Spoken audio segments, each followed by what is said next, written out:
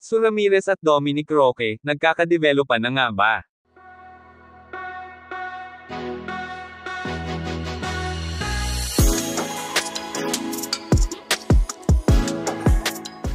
Si Su Ramirez nga, ang isinama ni Dominic Roque sa kanyang dinaluhang Christmas party sa isang fuel company. Nauna rito, spotted din sina Su at Dominic sa isang car dealership at ang paliwanag ni Su, tinutulungan lang siya ni Dominic na tumingin ng cars at bibili yata ang aktres. Comment naman ng mga netizens, wala raw ba ibang guy friend si Su at kay Dominic pa nagpasamang tumingin at mamili ng cars.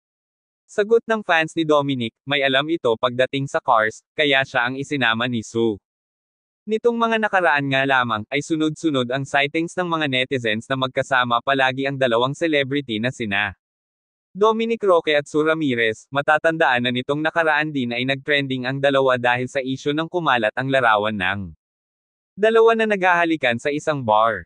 Dito nagsimulang mag-espekula ang mga netizens na mayroong namamagitan sa dalawa, na sinundan naman ng sunod-sunod na sighting sa dalawa sa iba't ibang events. Para sa karagdagang chika, si Dominic Roque ay nagtrending nitong taon lamang. Ito ay nang matapos na pumutok ang balita ng paghihiwalay nila ng kanyang fiancé na si Miss Bea Alonzo. Matatandaan na nag-propose si Dominic Roque kay Bea Alonzo noong July 2023, at nitong February nga lamang sa kasalukuyang taon ay kinumpirma naman ng dalawa na tuluyan na nga silang nagkahiwalay, na unang pumutok ang rumors na hiwalay na ang dalawa nang mamataan nilang hindi na daw suot ni Miss Bea Alonzo ang engagement ring na bigay sa kanya ni Dominic.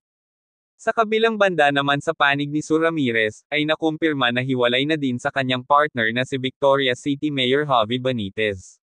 Sa makatuwid kung pareho na silang single, ay wala naman sigurong masama kung may namamagitan na sa dalawang celebrity na ito. Ikaw, anong say mo?